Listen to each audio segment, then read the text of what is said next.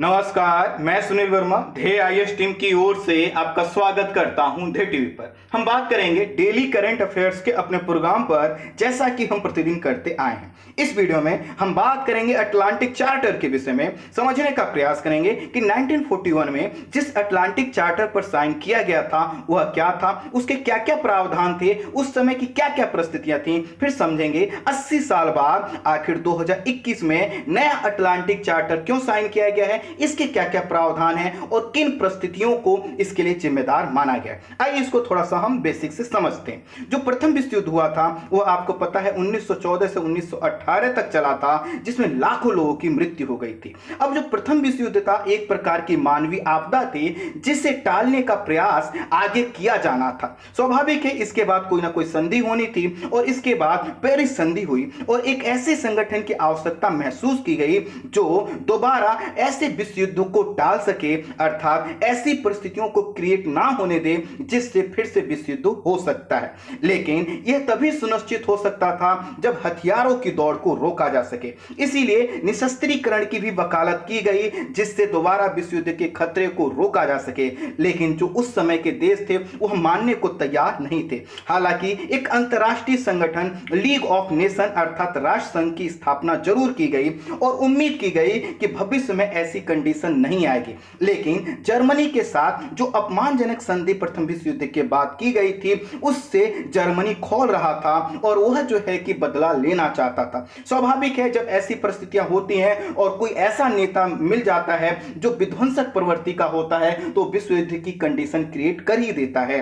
इसलिए राष्ट्र संघ जो है कि अधिक जर्मनी को नहीं रोक पाया और धीरे धीरे जो फांसीवादी ताकतें थी वो बढ़ने लगी। और आपको पता है, इसी के कारण जो है कि चाहे जर्मनी हो या फिर जो है इटली हो, वहां पर एक ऐसा सिस्टम क्रिएट हुआ, एक ऐसी विचारधारा क्रिएट हुई जिसने फिर से विश्व युद्ध की कंडीशन को क्रिएट कर दिया। और इस तरह से धीरे धीरे प्रथम विश्व युद्ध के बाद ही द्वितीय विश्व युद्ध की पृष्ठभूमि तैयार होने लगी और द्वितीय विश्व युद्ध 1939 से लेकर 1945 तक यह चला। द्वितीय विश्व युद्ध में आपको पता है जो मित्र राष्ट्र थे, एक तरफ यूके, फ्रांस, यूएसए और यूएसएसआर थे, तो वहीं दूसरी तरफ धुरी राष्ट्र थे अर्थात फांसीवादी शक्तियां थीं, जिसमें जर्मनी, इटली और जापान थे। यह युद्ध जो है कि जैसे ही प्रारंभ हुआ तो सबसे पहले इसमें जो है यूके और फ्रांस ने हिस्सा लिया, यूएसए और यूएसएसआर इसमें शामिल नहीं हुए थे। लेकिन जो अमेरिका था उसका प्रयास यह था कि किसी भी तरह से जो जर्मनी की आक्रामकता है उसको शिथिल किया जाए, इसलिए वह ब्रिटेन और फ्रांस को सैन्य आपूर्ति कर रहा था। इसी बीच में एक घटना होती है। 9 अगस्त से लेकर 12 अगस्त 1941 के बीच अमेरिकी राष्ट्रपति फ्रैंकलिन रूजवेल्ट और ब्रिटिश प्रधानमंत्री विंस्टन चर्चिल जो है कि न्यू फाउंडलैंड में एक जहाज पर मिलते हैं। और जो न्यू फाउंडलैंड की लोकेशन है, आप इसको देखिए, अटलांटिक महासागर में दिखाई देगा। तो जब यह बैठक हुई तो इसमें यह सुनिश्चित करने का प्रयास किया गया कि आखिर जर्मनी को कैसे रोका जाए। साथ ही साथ इस पर भी सहमति बनी कि आखिर जब द्वितीय विश्व युद्ध समाप्त हो जाएगा तो उसके बाद कैसी वैश्विक व्यवस्था बनाई जाए, क्योंकि प्रथम विश्व युद्ध से लेकर द्वितीय विश्व युद्ध तक जो प्रयास किए गए थे उनका कोई परिणाम निकलता हुआ दिखाई नहीं रहा। लेकिन ब्रिटेन और अमेरिका इस बात पर जो है कि सहमत हुए कि अब कोई क्षेत्रीय लाभ नहीं उठाया जाएगा, अर्थात कोई भी क्षेत्र अगर जीत भी लेता है तो उस पर फिर से बंदरबाट की प्रक्रिया को नहीं अपनाया जाएगा। और इस तरह से कई तरह की चीजों पर सहमति जताते हुए 14 अगस्त 1941 को इस संधि पर हस्ताक्षर हुआ और यह था अटलांटिक चार्टर। स्वाभाविक है, पहले जो है कि इस पर यूएसए और यूके ने साइन किया, लेकिन धीरे धीरे अन्य देश इसमें जुड़ते चले गए। यह जो अटलांटिक चार्टर था, इसका उद्देश्य यह था कि युद्ध के बाद अर्थात द्वितीय विश्व युद्ध के बाद दुनिया के लिए मित्र देशों का एक समूह ऐसा जो है कि वैश्विक व्यवस्था का निर्माण करे, जिसे अटलांटिक चार्टर के नाम से जाना जाएगा। और यह अटलांटिक चार्टर यह सुनिश्चित करेगा कि दोबारा ऐसी कंडीशन क्रिएट ना हो और जो विश्व युद्ध के बाद की परिस्थितियां क्रिएट हुई हैं उनमें कैसे सुधार लाया जाए। धीरे धीरे इसमें जो है कि प्रयास होते रहे, बहुत से देश इसमें जुड़ते चले गए और इसी के तहत संयुक्त राष्ट्र की स्थापना भी इस दिशा में महत्वपूर्ण एक पहल के रूप में आपको दिखाई देती है। और यह सुनिश्चित करने का प्रयास किया गया कि अब किसी भी देश की जो सीमा है उसका उल्लंघन नहीं किया जाएगा, संप्रभुता का सम्मान किया जाएगा, मानवाधिकार को सुनिश्चित किया जाएगा, साथ ही साथ जो देश की बाउंड्री है उसको जो है कि इस तरह से ढाला जाएगा जिसमें तनाव का कारण ना बने, जो मुक्त आवागमन है उसको सुनिश्चित किया जाएगा, व्यापार को बढ़ावा दिया जाएगा, आर्थिक जो वृद्धि है उसको केंद्र में रखा जाएगा। ये सभी चीज उसमें रखी गई थी, अर्थात जो पुराना जो अटलांटिक चार्टर था उसमें सुनिश्चित करने का प्रयास किया गया। प्रश्न आएगा कि अब क्या हुआ है। तो हाल ही में ब्रिटेन के प्रधानमंत्री बोरिस जॉनसन और अमेरिकी राष्ट्रपति जो बाइडेन ने 10 जून को कार्नवाल के एक क्षेत्र में, समुद्र तटीय क्षेत्र में रिसोर्ट में एक बैठक की और इसमें एक नए अटलांटिक जो है कि चार्टर पर हस्ताक्षर किया। और यह जो हस्ताक्षर किया गया है इसकी भी परिस्थितियां कुछ उसी रूप में व्याख्यायित की गई हैं। उद्देश्य यह रखा गया है कि आखिर जो वर्तमान वैश्विक चुनौतियां पेंडेमिक अर्थात कोरोना वायरस के कारण क्रिएट हुई हैं, इसके बाद की विश्व की व्यवस्था को किस डायरेक्शन में आगे बढ़ाना चाहिए। इसमें सुनिश्चित करने का प्रयास किया गया है कि आपकी जो चुनौतियां हैं वह 1941 से अलग हैं, लेकिन चुनौतियां वैसे ही हैं, अर्थात जिस तरह से उस समय प्रयास किया गया था फिर से उसी तरह से मजबूती से फिर से एक वैश्विक सहयोग की जरूरत है। और इस वैश्विक सहयोग को तभी सुनिश्चित किया जा सकता है जब सभी लोकतांत्रिक देश एक साथ मिलजुल कर आए, और इसी उद्देश्य के तहत यह नया अटलांटिक चार्टर लाया गया।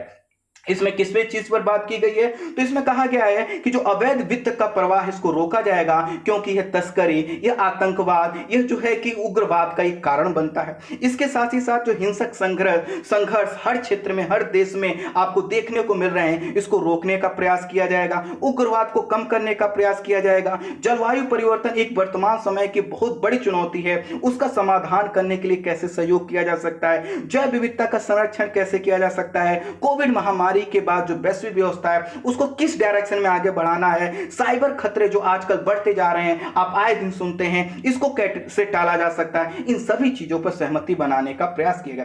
साथ ही साथ कोरोना वायरस को कैसे वैश्विक सहयोग मिलकर एक इसको रोक सकता है, कैसे सेकेंड वेव, थर्ड वेव की जो एक कंटिन्यूअस एक सीरीज चल रही है इसको रोका जा सकता है, इस पर भी बात की गई है। यूके सरकार का यह कहना है कि 1941 का जो चार्टर था वो यूके और यूएसए संबंधों की सबसे बड़ी जीत में से एक था। उसने पूरी विश्व व्यवस्था को आकार देने में बहुत महत्वपूर्ण भूमिका निभाई थी और उसी के तहत चाहे नाटो हो या फिर यूनाइटेड नेशन हो उसका निर्माण किया गया। लेकिन उन्होंने कहा कि अब की भी परिस्थितियां कुछ वैसे ही हैं, अब भी लोगों की जान जा रही है, अभी भी पूरा विश्व जो है कि मदद के लिए जो है कि राह देख रहा है। तो ऐसे में आवश्यकता है कि फिर से उसी तरह का एक सहयोग, उसी तरह का एक विल पावर फिर से सामने रखा जाए। जो नया समझौता हुआ है इसमें यह कहा गया है यूके और यूएसए की यात्रा को फिर से शुरू किया जाएगा, पूरे विश्व की व्यवस्था को, व्यापार को बढ़ाने का प्रयास किया जाएगा। सभी देश इसमें क्या करेंगे, तकनीकी जो सहयोग है उसको सुनिश्चित करेंगे।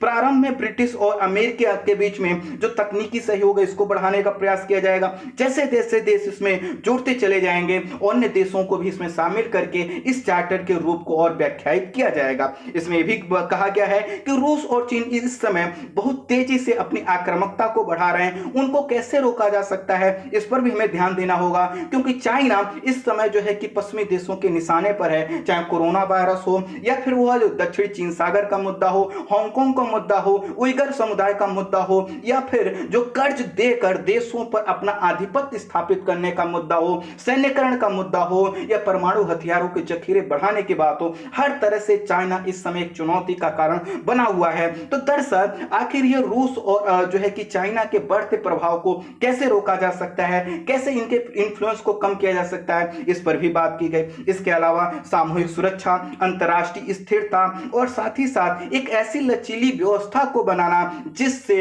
कोई भी ऐसी कंडीशन ना हो जिसमें तनाव जो है कि हिंसा का रूप ले ले, इसको बढ़ाने का प्रयास किया जाएगा। साथ ही साथ यह जो है कि साझा जिम्मेदारी सुनिश्चित की जाएगी कि कहीं किसी भी क्षेत्र में अगर तनाव हो रहा हो तो तुरंत वैश्विक सहयोग स्थापित करके उसको वहीं पर रोका जाए, क्योंकि क्या होता है जब एक जगह का क्षेत्रीय तनाव बढ़ता है तो ग्लोबल रूप धारण कर लेता है और यह विश्व युद्ध का कारण बन जाता है। इसके अलावा जो परमाणु हथियार हैं इनको कैसे सीमित किया जा सकता है, इस पर भी बात की गई है। और यह भी कहा गया है कि जो नाटो है जिसको लेकर कहा जा रहा था इसको समाप्त कर देना चाहिए, इसको बनाए रखा जाएगा जब तक कि परमाणु की चुनौतियां बनी हुई हैं। कुल मिलाकर इसमें नियम आधारित अंतरराष्ट्रीय व्यवस्था को आगे बढ़ाने की भी बात की गई है। अमेरिका ने इसमें और जो है कि मानवीय पहल के तहत घोषणा करते करते हुए अमेरिका ने कहा है कि लगभग 100 गरीब देशों को वो फाइजर बायोनटेक कोविड की वैक्सीन की 500 मिलियन डोज क्या करेगा, फ्री में अवेलेबल करवाएगा। तो कुल मिलाकर 1941 के बाद या द्वितीय विश्व युद्ध के बाद अमेरिका ने जैसे नेतृत्व अपने हाथ में लिया था, फिर से अमेरिका वैक्सीन के माध्यम से उसी चीज को दोहराने का प्रयास कर रहा है। अमेरिका यह भी कहना चाहता है कि लोकतंत्र की सुरक्षा की जिम्मेदारी जो है कि वह समझता है, न कि चाइना और रूस, अर्थात कहीं ना कहीं वैक्सीन की अवेलेबिलिटी को सुनिश्चित करके और इस तरह के चार्टर के माध्यम से फिर से उसी व्यवस्था को नए रूप में लाना चाहता है। जॉनसन ने भी कहा है, अर्थात ब्रिटिश के प्रधानमंत्री ने भी कहा है कि 2022 तक सबको दुनिया में जो है कि प्रत्येक व्यक्ति को वैक्सीन की उपलब्धता सुनिश्चित करने की बात की गई है। आपको पता है इसी समय G7 की जो 47th जो है कि शिखर बैठक हो रही है और इसकी अध्यक्षता ब्रिटेन के द्वारा की जा रही है। तो आज जो है अर्थात 12 और 13 जून को इसकी बैठक हो रही है और आपको पता है कि जो G7 है इसमें Britain, France, Canada, Germany, Japan, Italy और यूएसए हैं। तो इनके माध्यम से भी जो अटलांटिक चार्टर की एजेंडा है उसको आगे बढ़ाने का प्रयास किया जाएगा। G7 की बैठक में जो मुख्य मुद्दा रहने वाला है वह है कोरोना वायरस पर विशेष चर्चा।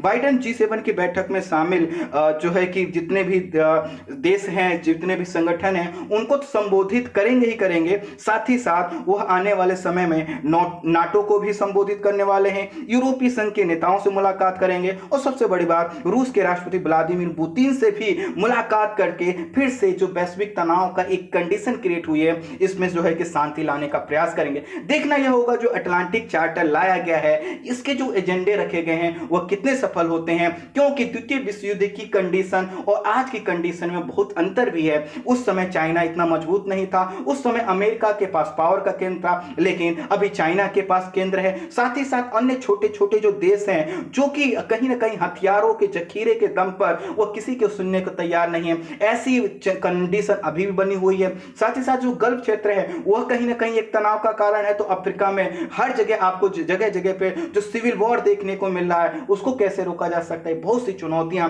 इस समय जो है कि नए अटलांटिक चार्टर का इंतजार कर रहे हैं। लेकिन इसके अलावा गरीबी का मुद्दा, कुपोषण का मुद्दा, क्षेत्रीय असमानता का मुद्दा, तकनीकी हस्तांतरण का मुद्दा, ये सभी मुद्दे ऐसे हैं जो कि उस समय भी बने थे, आज भी बने हुए हैं। देखना यह होगा कि आखिर अटलांटिक चार्टर और इसके उद्देश्य कितने सफल हो पाते हैं। आई होप संक्षेप में आप इसको समझ पाए होंगे। इस वीडियो में इतना ही। Thank you so much.